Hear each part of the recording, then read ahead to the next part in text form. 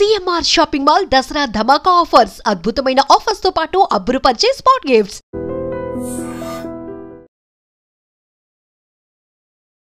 Industry నుంచి వెళ్ళిపోవడానికి reasons ఏమైనా ఉన్నాయా నీకు? జబర్దస్త్ నుంచి బయటికి రావడానికంటే ఒక సిచ్యువేషన్ కారణం. అది ఒక షెడ్యూల్ చేశారు, 2 స్కిట్లు చేశాను, అయిపోయింది. మరుసటి షెడ్యూల్కి వెళ్ళాను, ప్రాక్టీస్ చేయడానికి వెళ్ళాను. మహిదర్ నిన్ను తీస్తాం, నీకు తెలీదా అన్నారు.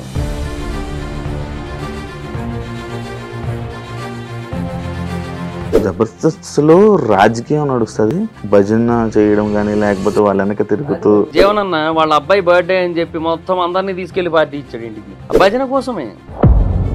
నువ్వు ఇంత స్ట్రైట్ ఫార్వర్డ్, నువ్వు ఇంత ఏదైనా ఓపెన్ గా మాట్లాడడం వల్ల నీకు ఇండస్ట్రీలో లైఫ్ లేదంటే యాక్సెప్ట్ చేస్తావా? యాక్చువల్ గా ఆర్పి అన్నకి నేను నచ్చిందే ఆ స్ట్రైట్ ఫార్వర్డ్నెస్ దగ్గర. ఇదే ఆర్పి సేమ్ ఇలానే ఇదే జబర్దస్త్లో ఉంటే మళ్ళీ జబర్దస్త్ నే తిట్టాడు, దాన్ని నువ్వు యాక్సెప్ట్ చేస్తావా? ఆయన మాట్లాడిన మాటలు అంటే 100% అయితే చెయ్యను. బట్ రాజ్ కుమార్ అన్న అని టాప్ మోస్ట్ రైటర్ జబర్దస్త్ మొత్తానికి ఆయనే నెంబర్ 1. అలాంటి పర్సన్ ఆ రోజు ఏమో ఇంకా సరే వర్క్ ఎక్కువ ఉంది కదా, మళ్ళీ అన్ని ఎందుకు లేని తినేద్దాం అని చెప్పి వెళ్ళారు అక్కడికి. ఎగ్ అడిగితే ఎగ్ అయిపోయింది అన్నారు. సరే అయిపోయిందని చెప్పి ఏదో తింటూ ఉంటే మేనేజర్లు వచ్చి కూర్చున్నాక ఎగ్ బుర్జీ వెళ్ళింది, కళ్ళ ముందు నుంచి వెళ్ళింది. ప్రెసెంట్ నడుస్తున్న సీజన్ 9 గురించి ఏం చెప్తావు బ్రో? అగ్ని పరీక్ష జరిగింది. అగ్ని పరీక్ష అది లేదు బ్రో. జనాలందరూ కామనర్స్ అని సపోర్ట్ చేశారు. 9 మంది రిజెక్ట్ అయ్యారు, గుర్తుందా? వాళ్ళని కూడా బయటకు వెళ్తే గుర్తుపడతారుగా. ఇప్పుడు ఏంది వాళ్ళు కామనర్స్? ఇప్పుడు సెలబ్రిటీస్ పిక్చర్లేనా? ఈ సీజన్కి వెళ్ళినోడు పిచ్చోళ్ళే. సినిమా రివ్యూస్ ఇచ్చే వాళ్ళ మీద సినిమా వాళ్ళు ఎప్పుడు నెగిటివ్ గానే ఉంటారు. సో ఆల్రెడీ ఇంత ముందు ఒక 2-3 సినిమాల్లో ఏదైతే కాన్సెప్ట్ వచ్చిందో దాన్ని అడిదిప్పి ఇప్పుడు ఇంకో సినిమా కింద రిలీజ్ చేశారు అనుకో, దానికి మనం ఎందుకు ఫ్రెష్ గా డబ్బులు ఇవ్వాలి? సినిమా వాళ్ళు ఎంతో కష్టపడి ఒక సినిమా తీస్తారు, అందులో మ్యాటర్ ఏంటి అనేది చెప్పి ఒక రివ్యూ వెంటనే తీసి అదే మార్నింగ్ పెట్టేస్తే. నేనైతే స్టోరీ చెప్పను, స్టోరీ చెప్పే వాళ్ళు చాలా మంది ఉన్నారు. మరి దాని మీద అంటే ఒకసారి రివ్యూర్ గా నువ్వు సపోర్ట్ చేస్తున్నట్ట. యూట్యూబర్ నా అన్వేషణ మీద ఏంటి? నాకు మంచి ఫ్రెండ్ ఆయన. కొన్నిసార్లు పేరెంట్స్ మీదకి ఫ్యామిలీ మీదకి వెళ్తూ ఉండి మాట్లాడుతూ ఉంటాడు. ఈ ఫ్రెండ్ అని సపోర్ట్ చేస్తున్నావా? ఐస్లాండ్ వెళ్ళి అక్కడ వాటర్ ఫాల్స్ కొన్ని చూపించాడు ఆయన. అసలు ఎంత ఖర్చు అయినా పర్లేదు, జీవితంలో ఏదో ఒక టైంలో అక్కడికి వెళ్ళాలనే ఫీలింగ్ వచ్చింది నాకు. దానికి 4 లక్షల వ్యూస్ వచ్చింది. ఆయన ఒక యూట్యూబర్నో ఒక ఇన్ఫ్లుయెన్సర్నో తిడుతూ వీడియోలు చేస్తే 20-30 లక్షల వ్యూస్ వస్తాయి. ఇక్కడ ఎవరి తప్పు? ఇలా రివ్యూస్ ఇస్తావు, లేకపోతే కొన్ని ఇష్యూస్ మీద మాట్లాడతావు. అవును, ఎట్లు పడ్డాయి ఎప్పుడైనా? అందరూ అంటున్న మాటలకు ఆపేయాలంటే మనం ఫస్ట్ ఆపేయాల్సింది మన ఊపిరి. హైదరాబాద్ వచ్చిన కొత్తల్లో పొద్దున్న తిండే మళ్ళీ రాత్రి తినేవాడిని. సో అలాంటి ఒక సిచ్యువేషన్లో ఉన్నప్పుడు నాకు ఎవరైనా ఇప్పుడు నెగిటివ్ కామెంట్లు పెట్టేటోళ్ళు ఎవరైనా వచ్చి నాకు ఏమైనా పెట్టారు ఏంటి? హాయ్ హలో నమస్తే, నేను మీ anchor Shiva. Welcome to iDream media. ఈరోజు మన ముందున్న గెస్ట్ మహిదర్ వైబ్స్. ఆయనతో మాట్లాడి చాలా విషయాలు తెలుసుకోవాలని ఉంది. ఎప్పటి నుంచో మాట్లాడదాం, కాస్త డిస్కషన్ చేసుకుందామని ఎప్పటి నుంచో అనుకుంటున్నాం, కానీ ఇప్పుడు కుదిరింది.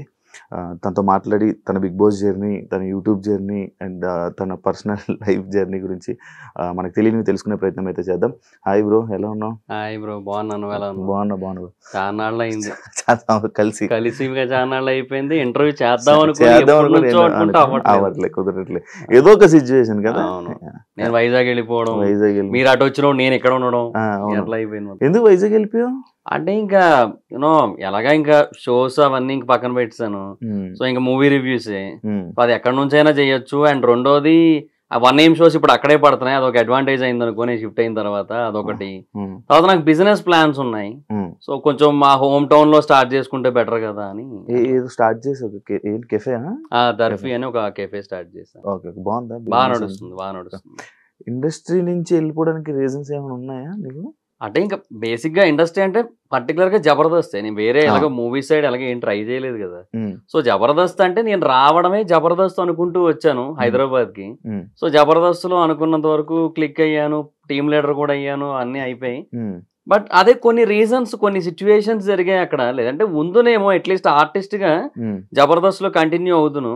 ఆ తర్వాత శ్రీదేవిలో గానీ లేదంటే వేరే షోస్, కొన్ని స్టాండప్ షోస్ వచ్చాయి మల్లెమాల నుంచి, వాటిల్లో అలా కంటిన్యూ అవుతున్నాను. బట్ కొన్ని సిచ్యువేషన్స్ కొన్ని జరిగాయి, వాటి వల్ల వెళ్ళిపోవాల్సి వచ్చింది.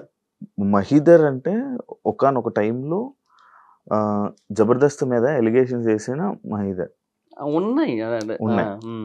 కానీ అదే జబర్దస్త్ కంటెస్టెంట్లు వాళ్ళు ఎవరైతే ఉన్నారో ఆర్టిస్టులు వచ్చి మాకు అలాంటిది ఏం లేదే అని అంటున్నారు. అంటే ఇప్పుడు నీది నిజమా లేకపోతే వాళ్ళది నిజమా? అంటే ఏదైనా పర్సనల్ ఎక్స్పీరియన్స్ బేసిస్ కదా. నేను ఎక్స్పీరియన్స్ పర్సనల్ హర్ట్ అయిన సిచ్యువేషన్ ఏంటి?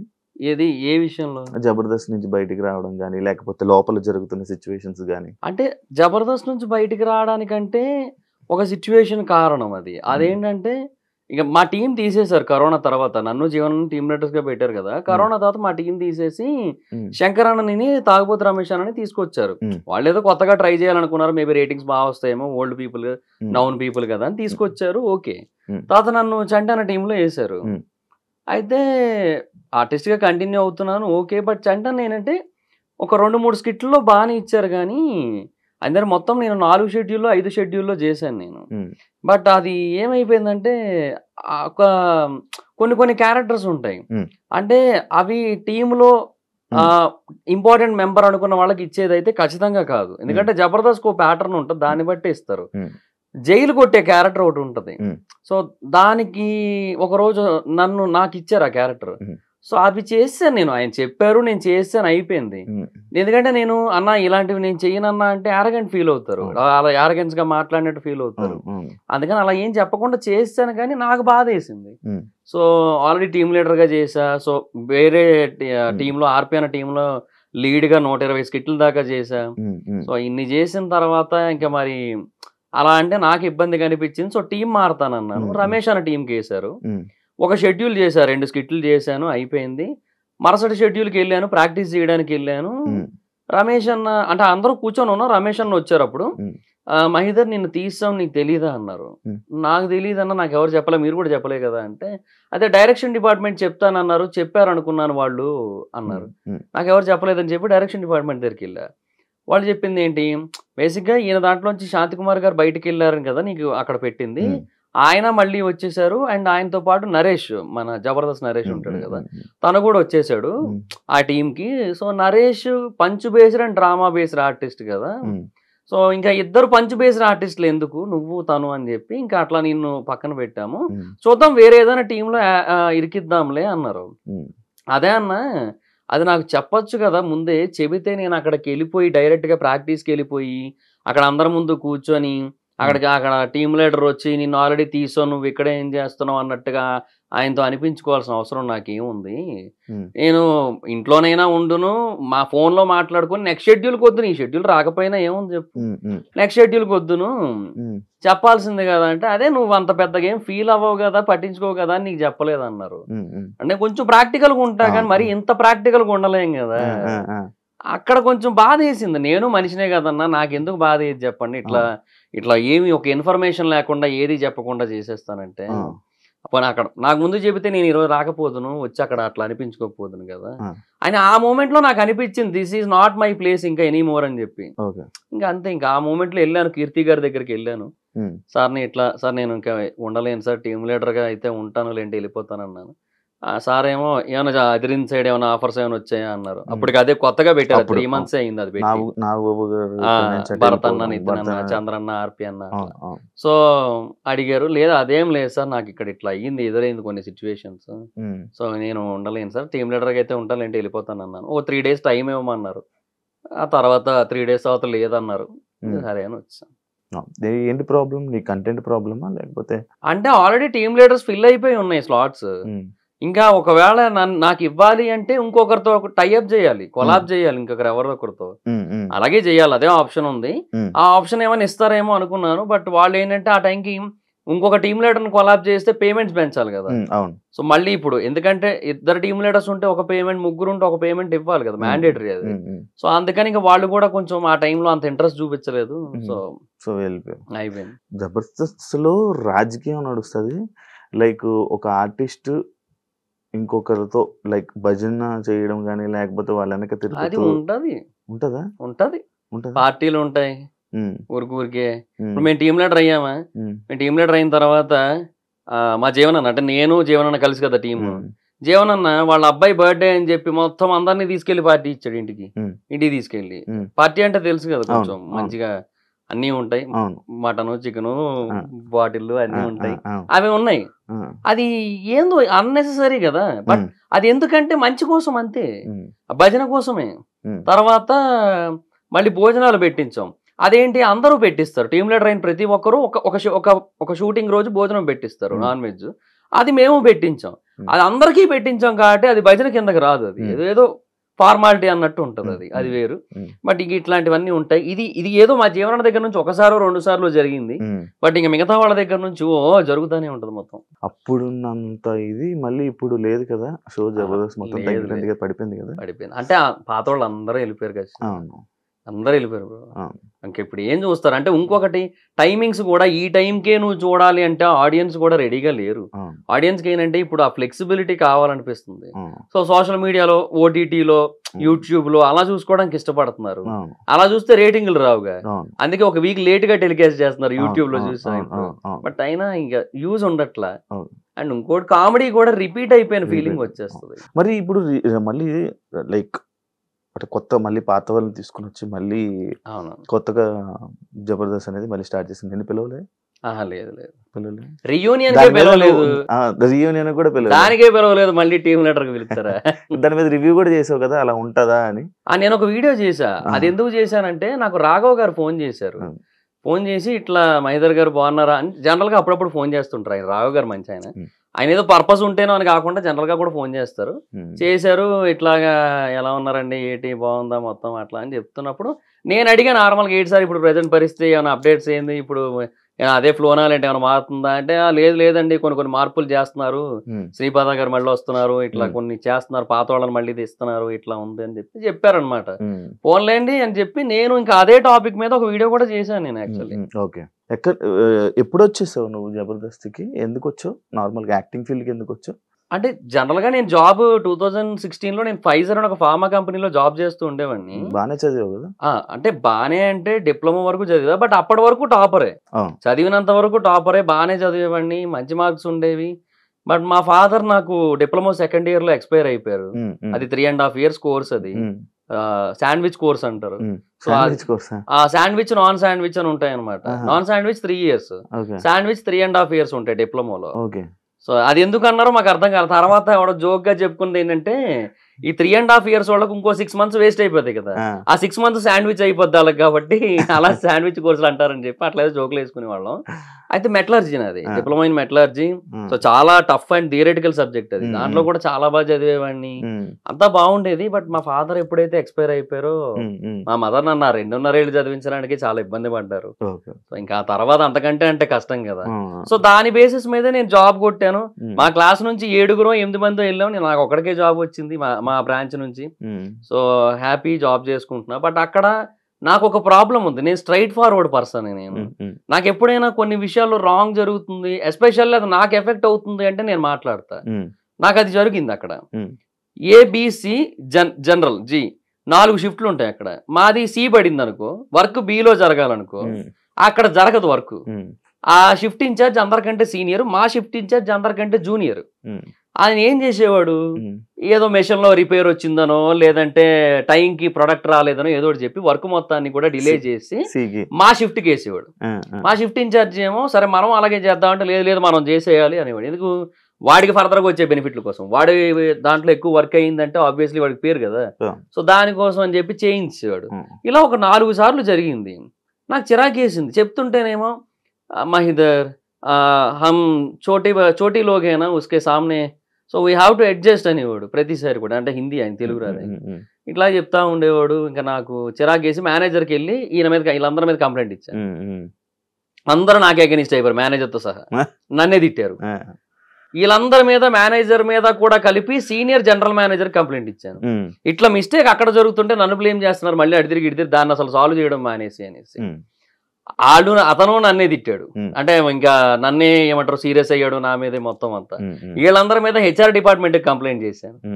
ఇంకా ఆయన ఒకటే అన్నాడు, హెచ్ఆర్ ఇంత జరిగిందని ఆయన తెలిసిన తర్వాత నువ్వు ఇట్లా కంప్లైంట్లు చేసుకుంటూ పోతే ఎక్కడికి వెళ్తావు చెప్పు, ఏం ఉండదు, నీ మాట ఎవరింటారు అబ్బా, నా మాటే సరిగ్గా వినరు, కొంచెం ఏదో వాళ్ళకి నచ్చింది వాళ్ళు చేస్తారు, ఏమనంటే we know the department of production 100% more than something ఏదో చెప్తారు.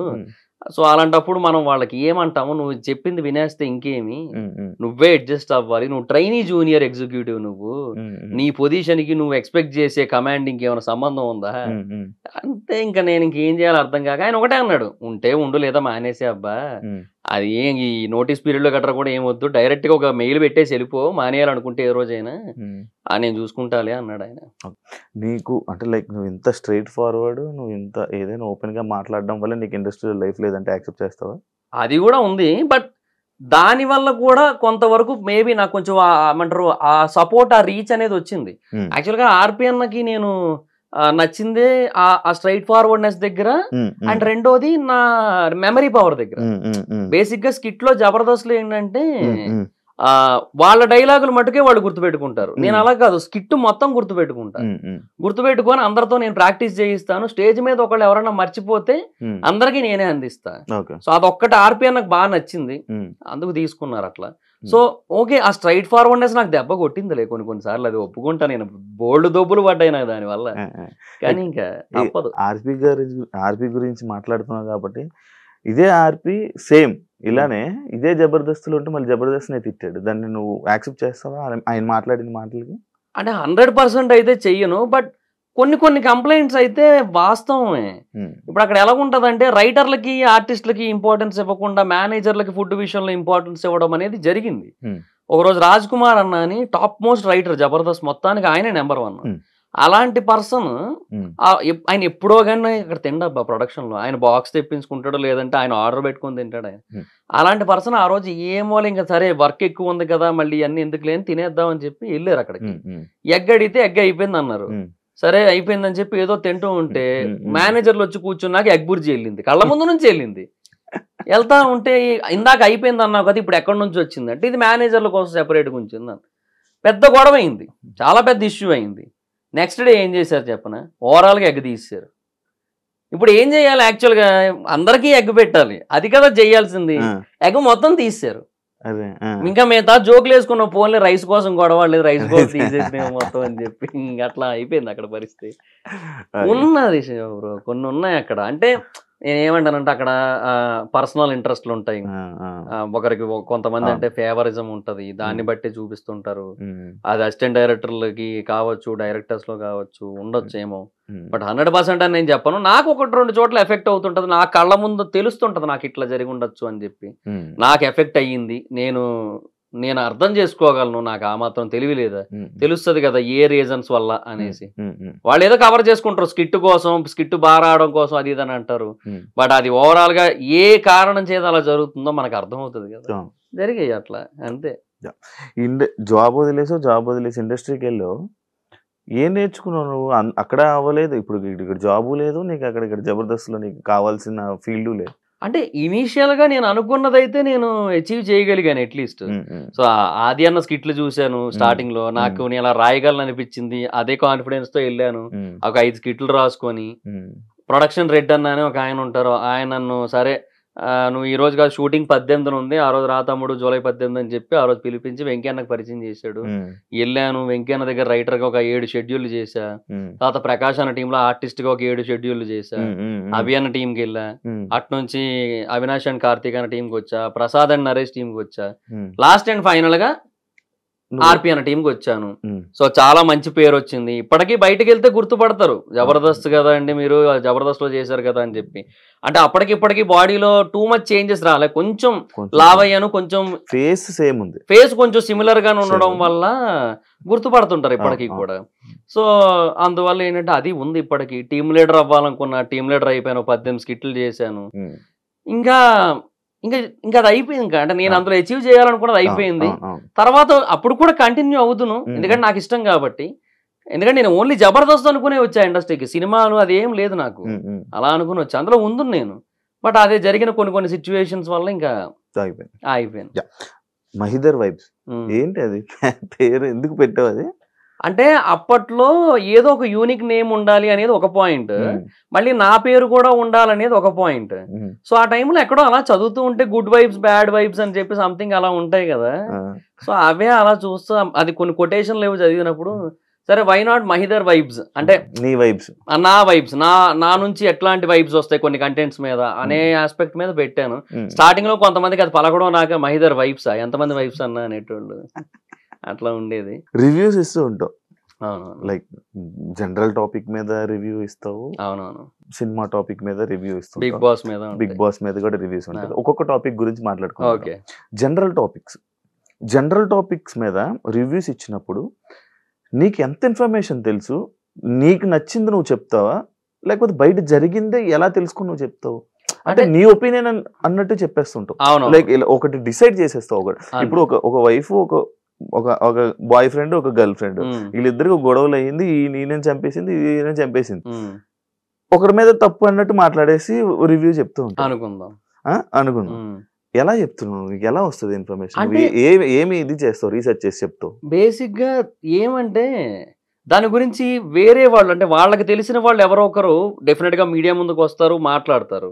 వాళ్ళ ఒపీనియన్స్ ఏవైతే ఉంటే అవన్నీ ఒక చోట చేరుస్తా. అలాగే దాన్ని ఎవరైతే టెలికాస్ట్ చేస్తారో వాళ్ళ సైడ్ నుంచి మనకి multiple aspects of points reveal అవుతుంటాయి. అవి ఒక సైడ్ రాసుకుంటా. తర్వాత అంటే రాసుకోవడం ఇన్ ద సెన్స్ మైండ్ లో పెట్టుకుంటా, ఇవన్నీ మైండ్ లో పెట్టుకుంటా. ఒక దగ్గర స్క్రిప్ట్ ఎప్పుడు రాయలేదు దేనికి కూడా,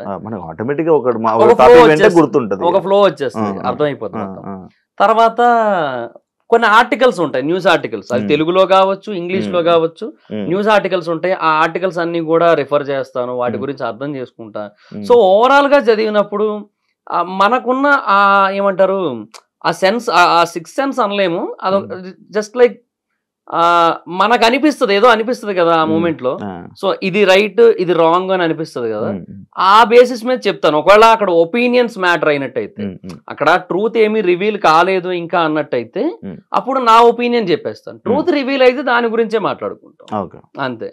నెక్స్ట్ బిగ్ బాస్ రివ్యూస్ గురించి మాట్లాడదాం. మీరు కూడా వెళ్ళారు. మీరందరూ ఈ బిగ్ బాస్ రివ్యూలు ఇచ్చేటప్పుడు రివ్యూర్లు అందరూ అనుకొని ఈయన్ని బ్యాడ్ చేయాలి, ఈయన్ని మంచి చేయాలి అని చెప్పి ఒకప్పుడు ఒక స్క్రీన్ షాట్ అనేది బయటికి రిలీజ్ అవ్వడం జరిగింది. ఓకే, అవునా? ఒక స్క్రీన్ షాట్ రిలీజ్ అయ్యింది. లైక్ అరే ఈ కంటెస్టెంట్ వెళ్తున్నాడు, వీడిని మనం బ్యాడ్ చేయాలి, ఈ కంటెస్టెంట్ బిగ్ బాస్ లోకి వెళ్తున్నాడు, వీడి కొంచెం మనం సపోర్ట్ చేయాలి అని చెప్పి ఇలా పట్టుకొని ఒక స్క్రీన్ షాట్ రిలీజ్. అది నిజమా? మీకు ఏమనిపిస్తుంది చెప్తావా? లేదు, నాకేమనిపిస్తే అదే చెప్తా నేను. అలా ఏం ఉండదే. ఇది ఎప్పుడు మీకు జరగలేదు? మీరు ఎప్పుడు రివ్యూర్లు ఎప్పుడు మాట్లాడుకోలేదా? అంటే నేను శ్రీను 65 మాట్లాడుకుంటాం, because we both are friends from Jabardasth. Jabardasth లో చేసాడు తను కూడా, సో అట్లా పరిచయం. ఆదిరెడ్డి గారితో అప్పుడప్పుడు మాట్లాడుతుంటాను, అది చాలా రేర్ గా. ఆయన ఫ్యామిలీ పర్సన్, ఆయన చాలా ఏమంటారు బిజీ ఉంటారు ఆయన. సో ఆదిరెడ్డి గారితో అప్పుడప్పుడు మాట్లాడతాను అంతే. సో బట్ ఎప్పుడు కూడా మా మధ్య ఒక కంటెస్టెంట్ గురించి ఎక్కువ డిస్కషన్ రాదు. సీనుకి నాకు బిగ్ బాస్ కోసం వస్తుంది, ఫ్లో ఎలా వెళ్తుంది, ఇలా కాకుండా ఇంకోలాగా వెళ్తే ఏమైనా బాగుంటుందా అని మేమేం మాట్లాడుకుంటాం. వాటి గురించి నాకు అనిపించిన నేను చెప్తా, తనకు అనిపించిన తను చెప్పుకుంటాడు. అట్లా మేము ఆ కలెక్టివ్ పాయింట్స్ అన్ని కలిపి ఒక వీడియో చేస్తుంటాం మేము, అంతే తప్ప ఏ రోజు కూడా ఒక కంటెస్టెంట్ కోసం అయితే లేదు. ఒక సీజన్ 5 అనుకుంటా, బిగ్ బాస్ సీజన్ 5 లో లైక్ రివ్యూర్ల వల్లే ఒక కంటెస్టెంట్ బయటకు వచ్చారు అని చెప్పి ఒక ఇష్యూ జరిగింది. అండ్ అది పక్కన పెడితే, అంటే ఒక కంటెస్టెంట్ ని ఈ కంటెస్టెంట్ ఇలా అంటే జనాలందరూ ఆల్రెడీ షో చూస్తారు, కానీ ఒక కంటెస్టెంట్ ని నువ్వు ఇదే అని చెప్పి మీరు ఇలా డిసైడ్ చేయడం వల్ల జనాలు మైండ్ సెట్ మ్యానిపులేట్ అయిపోద్ది అంటే నువ్వు యాక్సెప్ట్ చేస్తావా? అంటే బేసిక్ గా బిగ్ బాస్ రివ్యూస్ చూసేది ఎందుకంటే ఇది నాకు ఇలా అనిపించింది, నా ఒక్కడికే అట్లా అనిపించిందా, నీకు కూడా అట్లానే అనిపించిందా అనేది కన్ఫర్మ్ చేసుకోవడానికి చూస్తారు big boss reviews. So reviews ఏంటంటే ఇప్పుడు నాదైనా లేదంటే ఆదిరెడ్డి గారిదైనా లేదంటే సీను రివ్యూస్ అయినా మా అందరు రివ్యూస్ ఏ బేసిస్ మీద చూస్తారంటే వాళ్ళ ఒపీనియన్స్ మా ఒపీనియన్స్ తో మ్యాచ్ అవుతున్నాయో లేదో చూడడానికే చూస్తారు మాక్సిమం. సో అంతే తప్ప సో అందువల్ల ఇన్ఫ్లుయెన్స్ అంత ఉండదని నేను అనుకుంటున్నా. బట్ టూ మచ్ రీచ్ ఉంటది కాబట్టి ఆదిరెడ్డి గారి సైడ్ నుంచి కొంత ఇన్ఫ్లుయెన్స్ ఉంటుంది. టూ మచ్ రీచ్ కదా, ఇప్పుడు ఆయన ఎప్పటి నుంచో చేస్తూ ఉండడం వల్ల ఆయనకు చాలా మంచి రీచ్ ఉంది దాంట్లో. సో డెఫినెట్ గా కొంత ఇంపాక్ట్ ఉంటది, డైలీ చెప్తుంటారు కాబట్టి. అవును, ప్రతి ఒక్కటి డైలీ ఇది చెప్పాలి. అవునవును, నా సీజన్ లో నువ్వు నాకు బాగానే చెప్పాలి. బాగా నువ్వు బాగాడు. Thank you so much. ఇప్పుడు ప్రెసెంట్ నడుస్తున్న సీజన్ 9 గురించి ఏం చెప్తావు బ్రో? అది ఇంకా ఎర్లీ టు జడ్జ్, 2 రోజులు అయింది కదా. అగ్ని పరీక్ష జరిగింది. అగ్ని పరీక్ష అది లేదు బ్రో, అది ఇప్పుడు కామనర్స్ తీసుకున్నారు కదా బ్రో, జనాలందరూ కామనర్స్ అని సపోర్ట్ చేశారు. మరి ఇప్పుడు అగ్ని పరీక్ష చేశారు, మరి ఎందుకు అలా అంటున్నావు? ఇప్పుడు నా పాయింట్ ఏంటంటే సరే ఆ అగ్ని పరీక్ష అనేది కామనర్స్ అట్లా కాదు, బేసిక్ గా వీళ్ళు పీపుల్ కి కనిపించకుండా వీళ్ళే కొన్ని ఆడిషన్స్ చేయాలి. ఒక 10-15 టెస్ట్లు కావాలంటే పెట్టండి, రన్నింగ్ టెస్ట్లు కూడా పెట్టండి కావాలంటే. బట్ అది ఇండోర్ లో జరగాలి, వాళ్ళ మధ్యలోనే జరగాలి. అక్కడ ఎవరెవరు ఉంటారో నీకు తెలుసు, అందరూ ఉంటారు, పెద్ద పెద్దోళ్ళు అందరూ ఉంటారు. రఘువంశ కులపతి, నీలమేఘ శ్యాముడు, రాఘవుడు అందరూ ఉంటారు అక్కడ. సో రాముల వారి పేర్లే అన్నీని. సో వాళ్ళంతా ఉంటారు అక్కడ. సో వాళ్ళందరూ ఏవైతే వీళ్ళకి ఏవైతే పెట్టారో ఇది 4 గోళ్ల మధ్య జరిగి ఆ జ్యూరీ మెంబర్స్ కింద మేబీ వాళ్లే ఉన్నా పర్లేదు, ఇప్పుడు ఈ అభిజిత్, బిందు మాధవి, నవదీప్ వీళ్ళని పెట్టినా పర్లేదు, కానీ అది అక్కడ జరిగి వాళ్ళని డైరెక్ట్ గా సెలెక్ట్ చేసి పంపిస్తే బెటర్. అలా కాకుండా వాళ్ళకి ఇవన్నీ పెట్టి ఇవన్నీ చేసి వాళ్ళకి ఆల్రెడీ ఒక ఆడియన్ బేస్ ని, ఒక ఇంప్రెషన్ ని, ఒక ఫ్యాన్ బేస్ ని క్రియేట్ చేసేసి మళ్ళీ లోపల పంపిన తర్వాత వీళ్ళు కామనర్స్ అని చెప్తే ఇంకేంది అది? వీళ్ళు ఎట్లా కామనర్స్ అవుతారు? ఇప్పుడు జనరల్ గా ఒకటి మాట్లాడుకుందాం. ఇప్పుడు బిగ్ బాస్ కి వెళ్ళడానికి ముందు నీ ఇంటర్వ్యూస్ చాలా మంది చూశారు, ఒక మినిమం యావరేజ్ 10 లక్షల మంది చూసారు అనుకుందాం. 10 లక్షల మంది బిగ్ బాస్ ఆడియన్స్ అయితే కాదు కదా, 1,00,000 మంది బిగ్ బాస్ ఆడియన్స్ ఉన్నారు అనుకుందాం. అలా అయినా సరే ఓకే, నీకు బిగ్ బాస్ పరంగా కొంత ఫాలోయింగ్ ఉన్నట్టే. బట్ ఇప్పుడు అగ్ని పరీక్ష షోకి వెళ్ళారు ఒకరు, ఆ అగ్ని పరీక్ష షోకి ప్రోమోలు ఏవైతే ఉన్నాయో అవన్నీ కూడా మినిమం టు మినిమం ఒక 10-15 లక్షల వ్యూస్ వస్తున్నాయి. అవన్నీ బిగ్ బాస్ ఆడియన్స్ వ్యూసే, ఒక్కటి కూడా అవుట్ సైడ్ ఆడియన్స్ కాదు, కంప్లీట్ గా pure big boss audience views. లేదంటే మెయిన్ షో కాకుండా ఇది కూడా చూస్తారు బిగ్ బాస్ ఫ్యాన్స్ కాకపోతే వాళ్ళు కాబట్టే చూసారు. సో 10 లక్షల మంది బిగ్ బాస్ ఆడియన్స్ కి మార్కెట్ ఉన్నోడు సెలబ్రిటీ అవుతారా? ఒక 10 లక్షల మంది జనరల్ ఆడియన్స్ ఉండి 1,00,000 మంది బిగ్ బాస్ ఆడియన్స్ ఉన్నోళ్ళు సెలబ్రిటీ అవుతారా? వీళ్ళే అవుతారు ఆబ్వియస్లీ. వీళ్ళే ఎక్కువ మంది తెలిసారు, వీళ్ళకే ఓట్లు ఎక్కువ పడతాయి. సో అప్పుడు ఆ సెలబ్రిటీ వర్సెస్ కామనర్ అనే కాన్సెప్టే ఇల్లాజికల్ అయిపోయింది. అట్లా అయిపోయిన తర్వాత మళ్ళీ ఇంక అక్కడ తీసుకెళ్లి వీళ్ళు కామనర్స్, వీళ్ళు సెలబ్రిటీస్, మీరు అవుట్ హౌస్ లో ఉండండి, మీరు లోపల ఉండండి, మీరు ఓనర్స్, మీరు టెనెంట్స్, మీరు రెంట్ కట్టకుండా ఉంటున్న టెనెంట్స్, ఎందుకు ఇవన్నీ? లోపలికి వెళ్ళాక సెలబ్రిటీలే నాగార్జున గారి ముందు నిలబడ్డ మూమెంట్ నుంచి కూడా కాదు, అగ్ని పరీక్షలోకి ఎంటర్ అయినప్పటి నుంచే వాళ్ళు సెలబ్రిటీస్. అండ్ ఇప్పుడు ఫర్ ఎగ్జాంపుల్ వాళ్ళ 6 లోపలికి వెళ్ళారు, వాళ్ళ 6 సంగతి తీసేసి 9 మంది రిజెక్ట్ అయ్యారు, గుర్తుందా? వాళ్ళని కూడా బయటకు వెళ్తే గుర్తుపడతారుగా. ఇప్పుడు ఏంది వాళ్ళు కామనర్స్? ఇప్పుడు ప్రసన్న అన్న ఉన్నాడు, ఆయన ఇన్స్పిరేషనల్ జర్నీ ఉంది, ఆయన బయటికి పోతే గుర్తుపడతారు. ఇప్పుడు కామన్ మ్యాన్ కాదు కదా, అట్లా ఎట్లా అవుతుంది? అంటే ఇప్పుడు సెలబ్రిటీస్ పిచ్చోళ్ళేనా? ఈ సీజన్కి వెళ్ళినోడు పిచ్చోళ్ళే, కానీ మారిపోతుంది కదా. ఇప్పుడు మారితే ఫైన్, మారితే ఓకే, ఎందుకంటే వీళ్ళ యాటిట్యూడ్ లెవెల్స్ మారిపోయి అది పీపుల్ కి అర్థమయ్యి ఓవరాల్ గా జస్టిఫికేషన్ జరిగితే ఓకే. అందరూ ఒకలాగే ఉంటే ఇబ్బంది ఏం లేదు బ్రో. ఏమంటే బిగ్ బాస్ డిఫరెన్స్ చూపిస్తా, కామనర్స్ వర్సెస్ సెలబ్రిటీస్ అని చెప్పి పెట్టి మళ్ళీ లోపలికి వెళ్ళిన తర్వాత సరే మమ్మల్ని ఇట్లాగా మిమ్మల్ని అట్లాగా అని చెప్పి బిగ్ బాస్ డివైడ్ చేశాడు కదా అని చెప్పి వాళ్ళు అలాగే ఉంటేనేమో సింపతి కార్డులు వస్తుంటాయి, సింపతి కార్డులు స్వైపింగ్ స్టార్ట్ అవుతుంటది. అది ఏంటి టోటల్ రివ్యూ ఏంటి బిగ్ బాస్ 9 మీద? అంటే ఏమో దే ఆర్ ప్లానింగ్ గుడ్. అంటే 2 హౌస్లు అనే కాన్సెప్ట్ పెట్టారు, సార్ కొంచెం ఏమో గేమ్స్ టాస్క్ అవి కూడా కొంచెం డిఫరెంట్ గా ఉంటాయి అంటున్నారు. మరి ఒకవేళ అలాగైతే ఫైన్, కానీ ఆడియన్స్ కనెక్ట్ అవ్వలేదు అంటున్నారు. ఇంకా ప్రస్తుతానికి అవ్వలేదు కదా, ప్రస్తుతానికి అయితే అవ్వలేదు, ప్రస్తుతానికి ఏం ఎక్కలే. ఎందుకంటే ఇప్పుడు సెలబ్రిటీల కింద వచ్చిన వాళ్ళలో కూడా 3-4 తప్పిస్తే ఎవరు తెలుసు అబ్బా. బేసిక్ గా బిగ్ బాస్ లో ఒక కాన్సెప్ట్ ఉంటది అన్న, అదే ఉంటది బ్రో, ఏదో ఫ్లోలో ఏదేదో వచ్చేస్తున్నాయి, బ్రో అంటున్నాను, అన్న అంటున్నాను, ఏదేదో వస్తున్నాయి. సో బిగ్ బాస్ లో కాన్సెప్ట్ ఉంటది. ఇప్పుడు ఒక పర్సన్ ఆల్రెడీ మనకి బయట బాగా తెలుసు. ఇప్పుడు శివ అనే పర్సన్ యాజ్ అన్ ఇంటర్వ్యూవర్ గా బాగా తెలుసు, హీఈస్ ఆల్వేస్ కాంట్రవర్షియల్ అప్పట్లో. ఇప్పుడు కొంచెం సెటిల్డ్. సో అప్పట్లో చాలా కాంట్రవర్షియల్. ఇలాంటి ఒక కాంట్రవర్షియల్ పర్సన్ బిగ్ బాస్ లోకి వచ్చి ఎలా ఉంటాడు? That's a question mark. ఆ క్వశ్చన్ మార్క్ రైజ్ అయినప్పుడే క్యూరియాసిటీ బిల్డ్ అవుతుంది. అలాంటి క్యూరియాసిటీ ఒక్కరి విషయంలో చూపించి ఈ సీజన్ రీతు చౌదరి విషయంలో కూడా లేదు. అదేదో కాంట్రవర్సీ అయింది కానీ బట్ ఏమో అంతేం అనిపించలే. ఇమాన్యుల్ యాజ్ అన్ ఎంటర్టైనర్ గా అక్కడ అలాగే ఉంటాడు, ఇక్కడ అలాగే ఉంటాడు అని మనకు తెలుసు. ఇంకెవరు తనుజ గారు, ఆవిడ సీరియల్ యాక్ట్రెస్ గా తెలుసు. బట్ అట్లా చూసుకున్నా కూడా అది ఆవిడ రియాలిటీని ఎప్పుడు ఎక్స్పోజ్ చేయలేదు. ఇప్పుడు యాజ్ అన్ ఇంటర్వ్యూర్ గా ఇది నీ రియాలిటీ, యాజ్ ఏ ఏమంటారు అన్నిటినీ ఎక్స్పోజ్ చేసే వ్యక్తిగా బాబు గోగినేని గారితో ఒక రియాలిటీ ఉంది. ఆయన లోపలికి వచ్చినప్పుడు ఎలా ఉంటారు అనేది ఒక క్వశ్చన్ మార్క్. అవన్నీ ఫామ్ అవుతాయి, బట్ అలా ఎవ్వరికీ లేదు ఈ సీజన్ అసలు. అందుకే ఎక్కదు, బట్ చూస్తూ ఉంటే ఎక్కుతుంది, అది టైం పడుతుంది. సినిమా రివ్యూస్ లోకి వెళ్ళిపోతాం. మూడో topic cinema reviews. Like cinema reviews ఇచ్చే వాళ్ళ మీద సినిమా వాళ్ళు ఎప్పుడు నెగిటివ్ గానే ఉంటారు. ఎందుకు అంటావు? అంటే సమ్ టైమ్స్ పాజిటివ్ ఉంటారు, but most of the times negative ఉంటారు. ఎందుకు రీజన్? అంటే ఇంకా బేసిక్ గా సినిమాలు కొంచెం బ్యాడ్ క్వాలిటీతో వస్తాయి. Quality in the sense not about VFX అలా కాదు, అంటే కంటెంట్ పరంగానే ఎందుకో రిపీటెడ్ కంటెంట్స్ వస్తూ, సో మళ్ళీ వాటి మనం డబ్బులు పే చేస్తుంటాం కదా, సో ప్రతిదానికి ఫ్రెష్ గా డబ్బులు కడతాం మనం. సో ఆల్రెడీ ఇంత ముందు ఒక 2-3 సినిమాల్లో ఏదైతే కాన్సెప్ట్ వచ్చిందో దాన్ని అడిదిప్పి ఇడిదిప్పి ఇప్పుడు ఇంకో సినిమా కింద రిలీజ్ చేశారు అనుకో, దానికి మనం ఎందుకు ఫ్రెష్ గా డబ్బులు ఇవ్వాలి, అదొక కాన్సెప్ట్ ఉంటది. సో అందువల్ల ఆడియన్స్ చాలా మంది రివ్యూస్ కి ఎడిక్ట్ అయ్యారు, సినిమాలు బాగోకపోవడం, దానికి ఏమో ఓవర్ హైప్ ఇవ్వడం బాగోని సినిమాలకు కూడా. తర్వాత ఇంక ఈ ఓటీటీ కల్చర్, తర్వాత piracy, ticket rates, popcorn rates, చాలా రీజన్స్ ఉన్నాయిలే పీపుల్ రివ్యూస్ కి ఎడిక్ట్ అవ్వడానికి. సో వాటి వల్ల ఏమవుతుందంటే అసలు ఈ సినిమాకి ఏమాత్రం సంబంధం లేని ఒక వ్యక్తి, ఒక ర్యాండమ్ పర్సన్ సినిమా తాలూకుగా కలెక్షన్స్ డిసైడ్ చేస్తున్నట్టే కదా, అట్లీస్ట్ ఒక 2% or 3%. అది కూడా ఎందుకు అనేది. మళ్ళీ దీనివల్ల ఏమవుతుంది, ఈ టాక్ విన్నోళ్ళు వేరే వాళ్ళతో షేర్ చేయొచ్చు. ఇప్పుడు పలానా రివ్యూర్ ఇట్లా చెప్పాడు బాలేదని, దాన్ని చూసిన 1,00,000 మంది ఇంకొక 1,00,000 మందికి నోటితో చెప్పొచ్చు, అక్కడ చూశాను రా బాలేదన్నారు అది ఇది అని చెప్పి, నేను ఎప్పుడు చూస్తాను ఆయన జెన్యున్ గా చెప్తాడు, ఆయన బాలేదన్నాడు సో బాలేనట్టే సినిమా ఎందుకు వేస్ట్ అన్నాడు అనుకో, 2,00,000 మంది అయిపోయినట్టే. 2,00,000 × 200 కలిసి 4 కోట్లు కదా, అయిపోయినట్టేగా. లైక్ అంటే ఇదే ఇప్పుడు సినిమా వాళ్ళు వాళ్ళు ఎంతో కష్టపడి ఒక సినిమా తీస్తారు, మీరు ఆ స్టోరీని కానీ లేకపోతే అందులో మ్యాటర్ ఏంటి అనేది చెప్పి ఒక రివ్యూ వెంటనే తీసి అదే మార్నింగ్ పెట్టేస్తే ఇబ్బంది కదా. నేనైతే స్టోరీ చెప్పను, ఏ రివ్యూలోని స్టోరీ చెప్పను, అసలు జీరో చెప్పేవాళ్ళు చాలా మంది ఉన్నారు. మరి దాని మీద ఎప్పుడు ఎందుకు చెయ్యలేవు, నువ్వు ఎప్పుడు చెప్పలేదు అంటే ఒకసారి రివ్యూర్ గా నువ్వు సపోర్ట్ చేస్తున్నట్ట?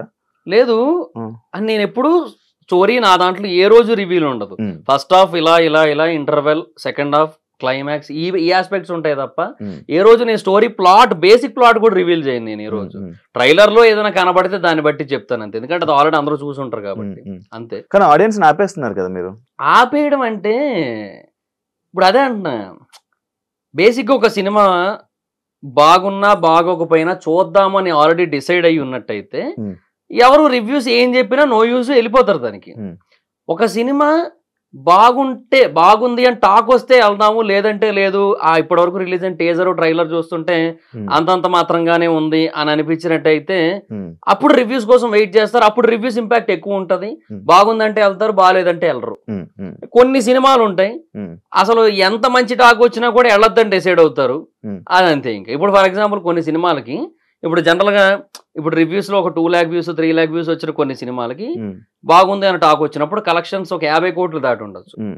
కొన్ని సినిమాలకి బాగుంది అని టాక్ వచ్చినప్పటికీ అంతే వ్యూస్ వచ్చినప్పటికీ కూడా రివ్యూస్ లో కలెక్షన్స్ 5 కోట్లే ఉండొచ్చు, అంతే ఉంటది. ఇప్పుడు ఫర్ ఎగ్జాంపుల్ చాలా సినిమాలు ఉంటాయి, పృథ్వీరాజ్ సుకుమారన్ గారిది ఆడు జీవితం సినిమా వచ్చింది, దానికి మంచి టాకే వచ్చింది మన దగ్గర, అంటే కొంచెం లాగ్ అయిందనే ఫీల్ వచ్చినప్పటికీ కూడా ఆ కాన్సెప్ట్ ని చాలా అప్రిషియేట్ చేశారు, ఆయన డెడికేషన్ అప్రిషియేట్ చేశారు. బట్ మన దగ్గర ఏం రాలేదు, దానికి కలెక్షన్స్ ఏమంతా లేవు. అట్లా కొన్నిటికి వస్తాయి, కొన్నిటికి రావు. కొత్త లోకాకి వచ్చాయి, ఆడు జీవితంకి రాలేదు. ఎందుకు రాలేదంటే ఏమో చెప్పలేము, దానికి దీనికి సిమిలర్ టాకే వచ్చింది దగ్గరగా. ఎంత సంపాదించావు యూట్యూబ్ ఛానల్? ఒకటి అని కాదు, అన్ని కలిపి 2019 నుంచి చేస్తున్నా. సో అప్పటి నుంచి ఇప్పటి వరకు ప్రమోషన్స్ అన్ని కలిపి more than 1 ఉంటది. more than 1 year.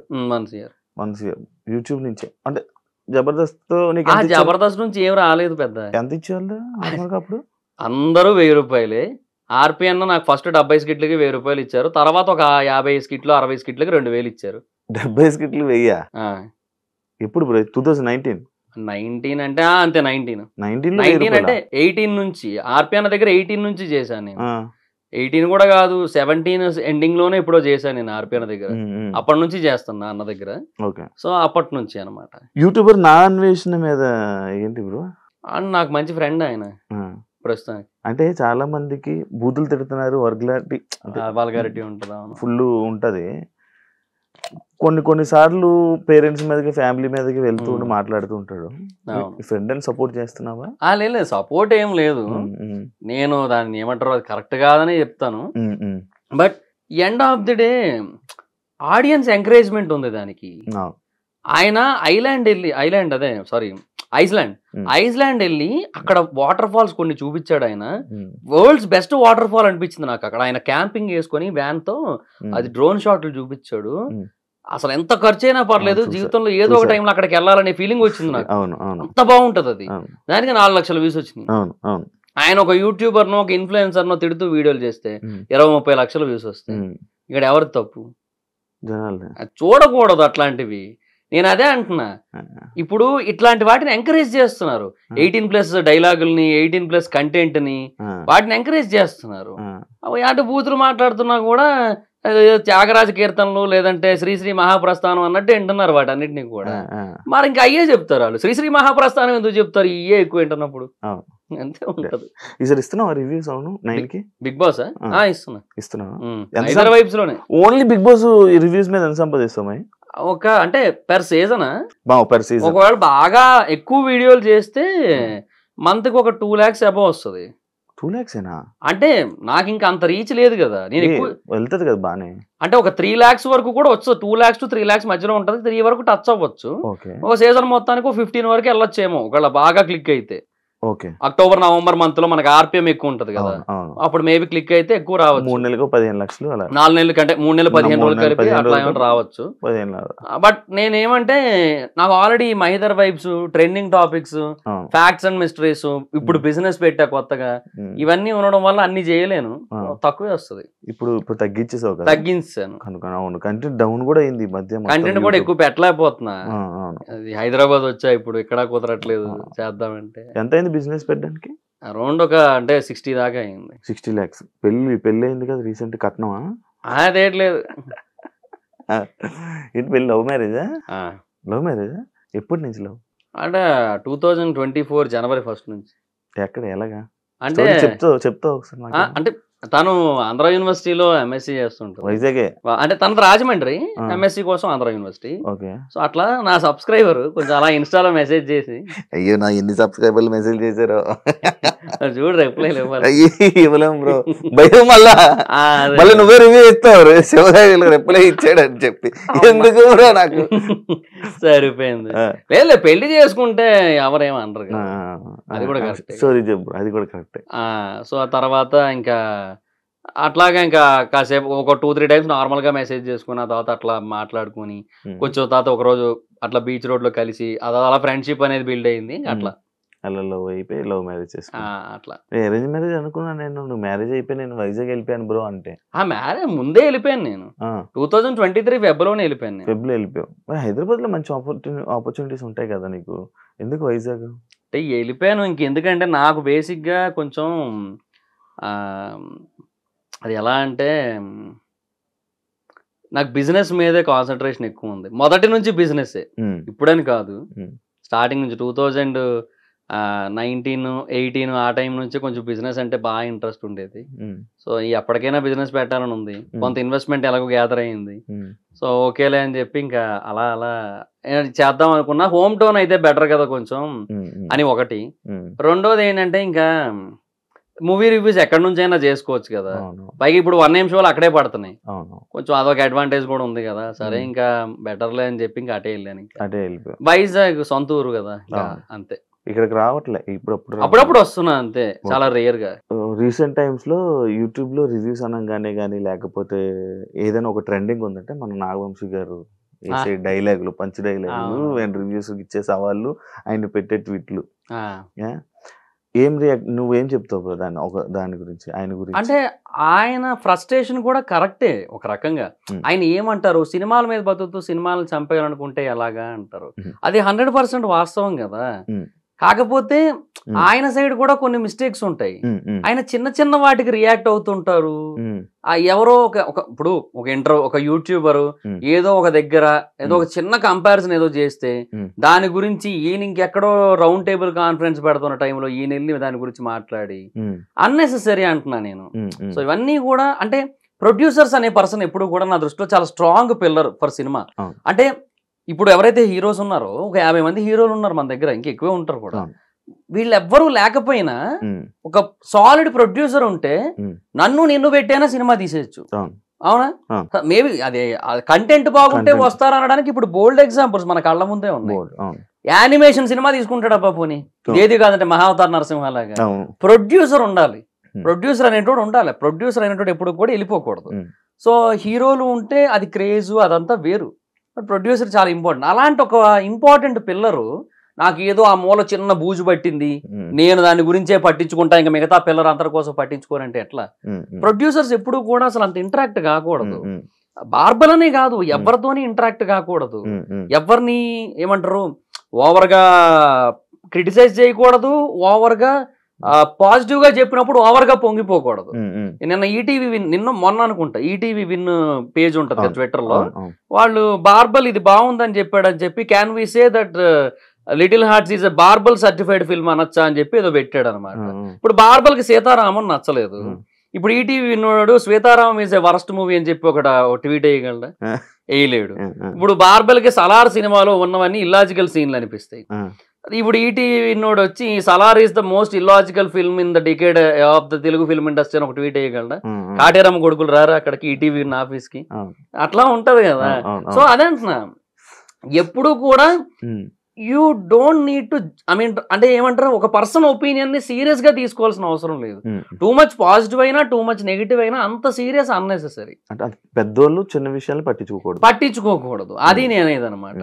సో ప్రేక్షకులు రివ్యూవర్స్ వీళ్ళ మధ్య రిలేషనే ఉండాలి తప్ప reviewers and producers, reviewers and cost అంటే ఆర్టిస్టులు వీళ్ళ మధ్య ఎక్కువ ఉండకపోతేనే బెటర్ నన్ను అడిగితే. ఉంటే స్పాయిలే అవుతుంది తప్ప ఏమి అడ్వాంటేజ్ ఏమి ఉండదు. ఆయన అదే లైక్ ఆయన రివ్యూస్ కి దానికి వీటికి డబ్బులు ఇస్తే అవే వస్తాయి, డబ్బులు ఇస్తే వాళ్ళే వేస్తారు, డబ్బులు వస్తే లైక్స్ వస్తాయి అంటారు కదా. మరి అది అంటే అది వాళ్ళ సైడ్ నుంచి ఉంటదేమో కొంత, ఎందుకంటే బుక్ మై షోలో వాటి కోసం చెప్పారు, లైక్స్ కోసం వాటి కోసం, తర్వాత యూట్యూబ్ ట్రైలర్ వ్యూస్ వాటి కోసం చెప్పారు. అది ఇండస్ట్రీలో ఎలాగో ఉంది, అది ఉండనే ఉంది. అదేంటంటే వాళ్ళు దాన్ని చూపించుకొని మార్కెట్ని కొంచెం పెంచుకోవడానికి ఒక లెక్క, రెండోది దానివల్ల ఇంకొంతమంది కొత్త ఆడియన్స్కి ఏమైనా వెళ్తాదేమో అని ఇంకొక ఆశ. ఇట్లా 2-3 ఆస్పెక్ట్స్ ఉంటాయి, వాళ్ళకి చేస్తారు, అది వాళ్ళ తప్పేమీ లేదు అందులో. సినిమా అనేది ఎంతవరకు వీలైతే అంతవరకు పీపుల్లోకి వెళ్ళి జనాలు థియేటర్లకు రావాలని వాళ్ళు కోరుకుంటారు. సో అందులో నేను తప్పేమీ లేదంటాను. ఏమంటే సినిమాని సినిమాలా చూస్తే బెటర్, ఓవర్ లాజిక్లు ఎతకద్దు. ఇప్పుడు వీళ్ళిద్దరు ఒకసారి ఒక ఇంటర్వ్యూ చేశారు, బార్బలును నాగవంశీ, ఒక వీడియో కాల్ ఇంటర్వ్యూ. దాంట్లో ఈయన సలార్లో కూడా లాజిక్ ఎదుగుతాడు కాబట్టి బార్బర్ ఆ లాజిక్ అడిగాడు ఆయన్ని, ఏమని సలార్లో గన్ను గాల్లోకి పెట్టిన తర్వాత ఇంటర్వెల్ సీన్కి ముందు ఆ టాటూ చూస్తాడు, చూడగానే కిందకు పడేయడం ఎందుకు, కాల్ చేస్తే అయిపోద్ది కదా, అది నా లాజిక్ అని చెప్పి అట్లా తను అది ఇల్లాజికల్ అనిపిస్తుంది అట్లా అని. ఈయన ఏమన్నారు దానికి ఆన్సరు, కమర్షియల్ సినిమాల్లోని పెద్ద హీరోల సినిమాల్లో ఇంతే ఉంటదని చెప్పారు ఆయన. అట్లా కాదు ఆయన చెప్పాల్సిన ఆన్సర్. దానికి ఒక రియల్ సినిమా ఆడియన్ అయితే ఇచ్చే ఎక్స్ప్లెనేషన్ వేరే ఉంటది. అంటే లైక్ ఇప్పుడు దాన్ని నేనే ఇప్పుడు ఎగ్జాంపుల్ చేయాలంటే, ఇప్పుడు ఆడక్కడ గన్నుతో వాడు మనిషి మొహం కూడా చూడలే, జస్ట్ టాటూ చూశాడు. టాటూ చూడగానే ఆ టాటూ ఎవరి చేతి మీద ఉందో అర్థం చేసుకొని ఆ పర్సను ఆ చెయ్యి అంతకు ముందు సృష్టించిన విధ్వంసం ఏంటో గుర్తు తెచ్చుకున్నాడు. ఇది ఫ్లాష్ బ్యాక్ సీన్ తర్వాత జరిగింది కదా. సో అప్పట్లో ఆడు ఏం చేశాడో వీడికి తెలుసు, ఆ దేవా అనే పర్సన్ ఏం చేశాడో వీడికి ఐడియా ఉంది మొత్తం. అందుకే చూడగానే వడికాడు ఒకటి. రెండోది కొంచెం ఏదైనా ప్రాక్టికల్ గా మాట్లాడుకుంటే అంటే సినిమాటిక్ ప్రాక్టికాలిటీ. సో స్నైపర్స్ అనేవి చాలా బరువు ఉంటాయి, అందుకే ఏ సినిమాలో అయినా చూడు స్నైపర్స్ కింద చిన్న ట్రైపాడ్ ఉంటుంది, దాన్ని అట్లా హోల్డ్ చేసి పెడతారు షూటింగ్ చేయడానికి, చాలా వెయిట్ ఉంటుంది. సో వాడు ఫైర్ చేశాడే అనుకుందాం, ఒక బుల్లెట్ ఫైర్ చేశాడు, అది ఐదర్ మిస్ అయినా అయిపోవచ్చు అటు ఇటు కదిలి, లేదంటే ఆడు గుండెల్లో దింపుదాం అనుకుంటే అది పొరపాటు నీ షోల్డర్ దగ్గర ఎక్కడో తగిలేసింది అనుకుందాం. ఆ బుల్లెట్ దేవాని ఏం చేయలేదు. ఒక డైరెక్ట్ గా వాడు అనుకున్న చోట దింపినా సరే బుల్లెట్ దేవాని ఏం చేయలేదు. ఒక బుల్లెట్. రెండో బుల్లెట్ స్నైపర్ రీలోడ్ చేయాలి, స్నైపర్స్ ఇట్లా రీలోడ్ చేస్తారు, అది రీలోడ్ చేసే గ్యాప్ లో వీడి మెడ మీద తల ఉండదని వీడికి తెలుసు, అందుకు పడేసి వెళ్ళిపోయాడు. అలా చెప్పాలి. అంటే దిస్ ఈస్ కమర్షియల్ ప్యాటర్న్ అంటున్నా, this is the concept of elevations. ఒకటి కత్తిని చూడగానే మొత్తం అందరూ భయపడతారు, కత్తి ఎవడు పట్టుకోలేదే, కత్తిని చూడగానే భయపడతారు, ఎందుకు అధీరుని కత్తి అంటారు. సో అదే ఎలివేషన్ అక్కడ. ఆ కాన్సెప్ట్ మీద సినిమా ఒకటి క్లిక్ అయ్యి 1250 కోట్లు కొట్టి ఇండియాలో ఉన్న అందరికీ కూడా బాగా నచ్చి ఫేవరెట్ సినిమా అయినప్పుడు ఎలివేషన్స్ అనే వాటిని ఇల్లాజికల్ అని చెప్తే ఇంకా ఏ రకంగా సినిమా చూడాలి? ఇంకా నాగవంశీ గారికి సినిమా నాలెడ్జ్ లేదంట, డబ్బు ఉంది కానీ సినిమా నాలెడ్జ్ లేదంట. సినిమా నాలెడ్జ్ లేదని కూడా కాదు, ఆయన ఒక చిన్నపిల్లాడి మనస్తత్వం అంతే. ఆయన ఏంటంటే నేను ఇట్లా చెప్పేస్తాను అంతేలే ఏముందిలే ఇట్లా చెప్పేస్తే చాలు కదా అనుకుంటాడు ఆయన. But right way of explanation ఇవ్వాలంటే ఇంత ఇవ్వాలి. ఇంత ఇస్తే అవతలోళ్ళు సైలెంట్ అవుతారు కదా, అవతలోళ్ళకి ఒకటి అర్థం అవుతుంది కదా. అదే అంటున్నా నేను, డబ్బులు ఉన్నాయి కదా సో ఆటోమేటిక్ సైలెంట్ అవుతారంటే అవ్వదు. ఇట్లా చెప్పాలి కొన్నిసార్లు. కాదు, రివ్యూకి డబ్బులు ఇచ్చి రివ్యూలు చెప్పించుకునే ఉన్నారా ప్రొడ్యూసర్స్ టీమ్? ఏమో నన్ను కూడా అప్రోచ్ అయ్యారు, బట్ నేనైతే వద్దనేసాను. మరి వద్దనేసి ఎప్పుడు తీసుకోలేదా? లేదు, ఎప్పుడు తీసుకోలేదు. కానీ ఉన్నాయి అది. ఉన్నది. నన్ను 2 సినిమాలకి యాక్చువల్గా నన్ను ఏమని అడిగారంటే, జెట్టి నీతో ఈ 2 సినిమాలకి ఏమని అడిగారంటే, అప్పుడు ఎప్పుడు హైదరాబాద్లో ఉన్నప్పుడే అది ఏమంటే ఇట్లాగా ఏంటది, సినిమా చాలా బాగుందండి బట్ ఎక్కువ మందికి రీచ్ అవ్వట్లేదు, సో అందుకని ఏంటంటే ఇంకా మీరు కొంచెం సపోర్ట్ చేశాడు, మీకు నచ్చుతుంది ఖచ్చితంగా సినిమా, మీరు వచ్చి చూసి రివ్యూ చెప్తే అది పీపుల్కి ఎక్కువ రీచ్ అవుతుంది అది ఇదని చెప్పి అట్లాగా చెప్పారు. సరే ఓకే అని నేను వెళ్ళాను చూడడానికి. అక్కడ నాకు నచ్చలేదు సినిమా, బాగాలేదని నేనే చెప్తాను, ఏముందన్న దీంట్లో చెప్పడానికి. నా పక్కన డిస్ట్రిబ్యూటర్ కూర్చున్నాడు ఆ సినిమాకి, ఇంకో సినిమాకి ప్రొడ్యూసరే కూర్చున్నాడు నా పక్కన. సో ఇంకా ఏం చెప్పలేను, బాగాలేదు అదైతే చెప్పాను, బాగాలేదన్నా నేనైతే చెప్పలేను సారీ అని చెప్పేసి, సరే నేను ఇంకా అదే చెప్పుకుంటాను రివ్యూ అంటే అది వద్దన్నారు. మళ్ళీ నెగిటివ్ రివ్యూ వద్దనేసారు మళ్ళీ. మళ్ళీ నాకు అప్పుడు ఏమనిపించింది అంటే టైం వేస్ట్ అయిపోయింది కదా నాకు. సో ఎందుకులే ఇంకా అని చెప్పి ఇంకా తర్వాత ఎవరన్నా ఒకవేళ చెప్పినా కూడా నేను నమ్మడం మానేసాను. ఏమనంటే వాళ్ళు అంత కష్టపడి తీశారు కాబట్టి వాళ్ళ సినిమా వాళ్ళకి ఖచ్చితంగా నచ్చుతుంది, మనకు నచ్చదు అది అని చెప్పి ఇంకా అర్థమైంది. ఇంకా సర్లే అని వెళ్ళలేదు. ఇంకా తర్వాత మొన్న లిటిల్ హార్ట్స్ ట్రైలర్ కోసం కూడా అదేమి అది కొంతమంది అది ప్రమోషన్ అనుకున్నారు, అది చందు అని మనోడు ఒకడు ఉంటాడు, ఐడియా ఉందని. బన్నీవాస్ గారు ఇట్లా చెప్పారన్నా కొంచెం కొంతమంది లిస్ట్ ఇచ్చారు ఇట్లాగ ఏమైనా చేస్తారేమో అడుగు అంటే, నిన్ను అడుగుతున్నాను చేస్తావు లేదో నీ ఇష్టం అంటే, చూశాను నాకు ట్రైలర్ బాగానే అనిపించింది చేశా అంతే. సో అదేదో అడిగాడు అని చెప్పి సరే నాకు బాగానే అనిపించింది అని చెప్పి చేశాను నన్ను లిటిల్ హార్ట్స్ ట్రైలర్. డబ్బులు ఏం కాదు, అది కూడా అట్లా అనుకుంటారు ప్రమోషన్ అని చెప్పి, కానీ ఏం కాదు అంతే. అది ఇలా రివ్యూస్ ఇస్తావు లేకపోతే కొన్ని ఇష్యూస్ మీద మాట్లాడతావు, చాలా ఇష్యూస్ మీద అంటే ట్రెండింగ్ టాపిక్స్ మీద. అవునవును. తిట్లు పడ్డాయి ఎప్పుడైనా? నాకే నార్మల్గా ఇంటర్వ్యూ చేస్తేనే తిట్లు పడతాయి. నాకు పడుతుంటాయి, కొన్ని సినిమాలకు పడ్డాయి, సినిమాలకు పడ్డాయి, కొన్ని జనరల్ టాపిక్స్ కి పడ్డాయి, పడతా ఉంటాయి, అది కామన్. అది ఆపు అంటే అది మన పని మనం చేసుకుంటూ వెళ్ళిపోతాం, ఇంకా వీలైతే ఏమైనా నేర్చుకుంటాం దాని నుంచి అంతే. బట్ ఆపడం అనేది కరెక్ట్ కాదు. ఆపేస్తే మనం ఇప్పుడు అందరూ అంటున్న మాటలకు ఆపేయాలంటే మనం ఆ ఫస్ట్ ఆపేయాల్సింది మన ఊపిరి, అదే ఆపేయాలి ఫస్ట్. ఇక్కడ ఉండి బతి వేస్ట్. ఇంకా అందరూ చెప్పే మాటలు మైండ్ లోకి ఎక్కించుకొని సీరియస్ గా తీసుకుంటూ కూర్చుంటే లేదు, మన పని మనం చేసుకుంటూ వెళ్ళిపోవడమే. నేను మా నాన్నగారు చనిపోయిన తర్వాత నేను తిండికి ఇబ్బంది లేకుండా అంటే ఇబ్బంది పడుతూ అంటే తినాలనుకున్నావు తినలేకుండా ఉంటూ హైదరాబాద్ వచ్చిన కొత్తల్లో పొద్దున్న తిండే మళ్ళీ రాత్రి తినేవాడిని. సో అలాంటి ఒక సిచ్యువేషన్ లో ఉన్నప్పుడు నాకు ఎవరైనా ఇప్పుడు నెగిటివ్ కామెంట్లు పెట్టేటోళ్ళు ఎవరైనా వచ్చి నాకు ఏమైనా పెట్టారు లేదు. కానీ 2019లో నీకు ఇందాక 1000 రూపాయలు అని చెప్పు, మరి తిండికి చాలా ఇబ్బంది పడే ఉంటావు. అయ్యేది మరి జాబ్ కూడా మానేసావు. 2019 నుంచి నాకు యూట్యూబ్ స్టార్ట్ అయిందిగా. నాకు యూట్యూబే నన్ను కాపాడింది, యూట్యూబే నిలబెట్టింది నన్ను. ఓకే, లేకపోతే కష్టం, చాలా కష్టం అసలు. యాక్చువల్లీ నార్మల్ గా ఇప్పుడు పెళ్లిళ్ళు చేసుకుంటే కొంచెం కష్టం ఇబ్బంది అంటారు, పర్లేదు బాగానే ఉందా? అది ఏం కాదు, బాగానే ఉంటుంది. మరి ఆ డైలాగులు వస్తుంటే ఎందుకురా పెళ్ళి అప్పుడే అని. అది అంతే. ఇంకా ఇంకోటి తెలుసా, యాక్చువల్ గా నీ ఒక్కరికే తెలుసు, బట్ అంటే ఫుల్ ఫ్లెడ్జ్డ్ గా అఫీషియల్ మ్యారేజ్ అనేది మన ఇయర్ ఎండింగ్ లో జరుగుతుంది యాక్చువల్లీ. లాస్ట్ ఇయర్ ఏదైతే అయిందో మేము మా వాళ్ళ మధ్యలో జరుపుకున్నాం, సింపుల్ గా చేసుకున్నాం. అచ్చా, నాకు మాత్రమే తెలుసు. నీకు మాత్రమే తెలుసు. అయ్యో భయపెట్టానా? ఏం కాదు బానే ఉంది. బిజినెస్ ఎలా ఉంది? వైజాగ్ నడుస్తుందా? సూపర్, బాగా నడుస్తుంది. ఏరియాలో జగదాంబ థియేటర్ పక్కన చిత్రాలయ మాల్ ఉంటది, దాంట్లో సెకండ్ ఫ్లోర్ లో కేఫ్ దర్ఫీ అని ఉంటది. సో బాగా నడుస్తుంది అక్కడ. లోకల్లో ఫుడ్ అండ్ బెవరేజెస్ వాళ్ళు కొంతమంది ఆల్రెడీ కొంచెం వెల్ సెటిల్డ్ ఉంటారు కదా, వాళ్ళు కూడా వచ్చారనమాట. వాళ్ళు కూడా నా వీడియోలు చూస్తారంట కొంచెం. సో వస్తారని వచ్చారు, ఒక 10 days తర్వాత అలా వచ్చారు. వచ్చి సెకండ్ వీకెండ్ డేకి 28,000 అబోవ్ అవుతూ ఉంటే వాళ్ళందరూ సర్ప్రైజ్ అయ్యారు. అంటే ఫుడ్ అండ్ బెవరేజెస్ లో ఏదైనా ఒకటి కొత్తగా వస్తే అది ఉందని తెలియడానికే చాలా టైం పడుతుంది, అలాంటిది నీకు ఇంత ఫాస్ట్ గా క్లిక్ అయిందంటే చాలా పెద్ద విషయం అసలు అని చెప్పి అట్లా వాళ్ళందరూ కంగ్రాట్స్ చెప్పారు. నీ ఫేమ్ నీ ప్లస్ పాయింట్ అంతే. ఇంకా అట్లా ఫేమ్ అని నేను అన్ను, ఏదో కొంచెం జనాలకు తెలుసు, పాపులర్ ఫేస్ అంతే, కొంచెం జనాలకు తెలియడం వల్ల. అది కూడా ఎందుకు తెలియదు, అందరూ తెలుసు కదా. యూట్యూబ్ లో ఉన్న యూట్యూబ్ చూసే వీళ్ళందరికీ మాత్రం బాగా తెలుసు కొంతవరకు. అట్లా నెక్స్ట్ ఫ్యూచర్ ప్లాన్స్ ఏంటి? ఇక అంతే బ్రో, ఇంకా ఇక లైఫ్, యూట్యూబ్, బిజినెస్. అండ్ ఈ బిజినెస్ బేసిక్ గా ఫ్రాంచైజ్ మోడల్ అనేది స్టార్ట్ చేస్తున్నా ఒక 2-3 months లో. సో ఆ టైంలో all over AP, Telangana and వీలైతే సౌత్ ఇండియా మొత్తం ఫ్రాంచైజెస్ ఇవ్వాలనేది ఒక కాన్సెప్ట్ ఉంది. So south India's biggest franchise chain అవ్వాలని ఉంది. బట్ డిపెండ్స్, అది చూడాలి మరి ఇంకా. సో ఆ తర్వాత యూట్యూబ్ అనే దాన్ని అలా కంటిన్యూ చేయాలి. రాజమౌళి గారు మహాభారతం ఎన్ని పార్ట్లు తీస్తే అన్ని పార్ట్ లాస్ట్ పార్ట్ వరకు కూడా రివ్యూలు చెప్తూనే ఉండాలి. అదొక్కటైతే ఉంది మనసులో. అది ఖచ్చితంగా ఒక 20 ఏళ్ళు పట్టేస్తుంది. సో 20 ఏళ్ళు హ్యాపీ సెటిల్డ్ అలా అనమాట. అలా ఉంది మైండ్ లో.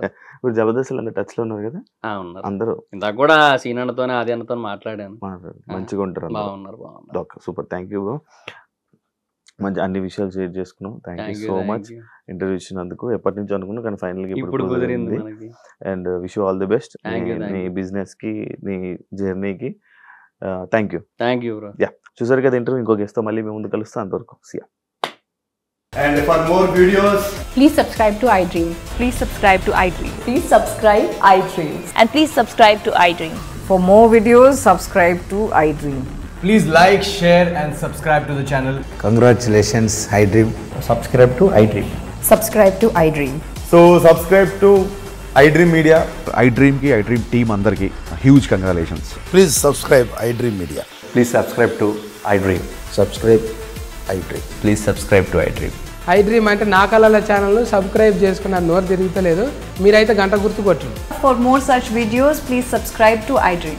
Subscribe to iDream. Please subscribe to iDream. Please subscribe iDream Media. Please do subscribe to iDream. Please subscribe to iDream Media. For best entertainment and information, please subscribe iDream. And don't forget to subscribe to iDream.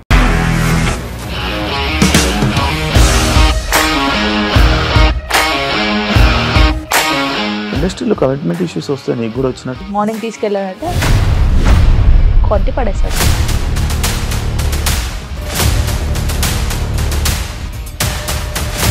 ఒక్కళ్ళు కూడా చూడలేదు ఈ cinema అని చెప్పడానికి కూడా చాలా ధైర్యం కావాలి. అది నిజం కదా, దాంట్లో ధైర్యం ఏంటి? నెక్స్ట్ డే ప్లేట్ మార్చేస్తే తప్పు కదా. As of now, we are comfortable this అని నేను అనుకుంటున్నాను. రష్మిక గారిది మీది ఒకే ఊరు అంట కదా. నీకు కోపం వచ్చిందంటే బాగా తిట్టేత్తరా? తిట్టేద్దామండి. నిజంగా గేమ్ ని ఎలా చేంజ్ చేయగలిగారు? ఏపీఎస్ఎఫ్సి వాళ్ళకి 6 నెలల్లో నేను 6 లక్షలు కట్టా. బిజినెస్ చేయాలనుకుంటే it is as difficult as riding a tiger.